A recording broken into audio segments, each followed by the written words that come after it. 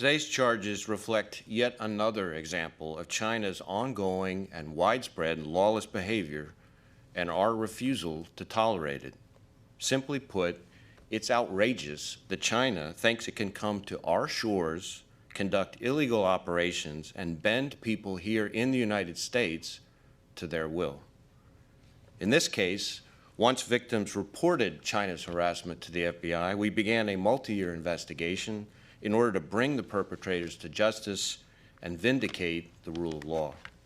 And the FBI is proud to have this investigation culminate in criminal charges, the first of their kind, charges that will help China understand that surveilling, stalking, harassing, and blackmailing our citizens and lawful permanent residents carries serious risks.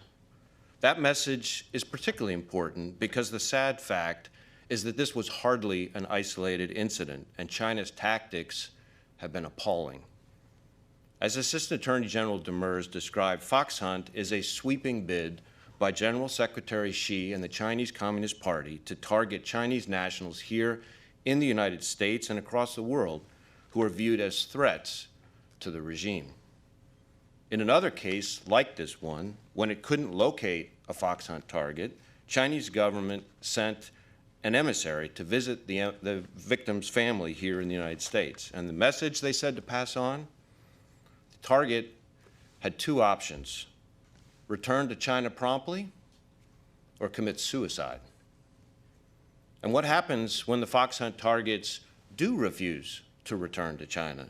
Their family members, both here in the United States and in China, have been threatened and coerced, and those back in China have even been arrested for leverage. These are not the actions we would expect from a responsible nation-state. Instead, they're more like something we would expect from an organized criminal syndicate. It's important to understand that Fox Hunt is part of the Chinese government's diverse campaign of theft and malign influence. China is violating laws and norms left and right, from sophisticated cyber attacks targeting our data and personal information, to economic espionage targeting our intellectual property and our trade secrets. And they're using that information to gain influence on the world stage, to gain economic and political power, all to their benefit and all very much to our detriment. So we've got to continue doing everything we can to put a stop to it. I want to thank the folks in our Los Angeles, Newark, New York, and New Haven FBI field offices, and I also want to thank all of our partners who helped with this operation.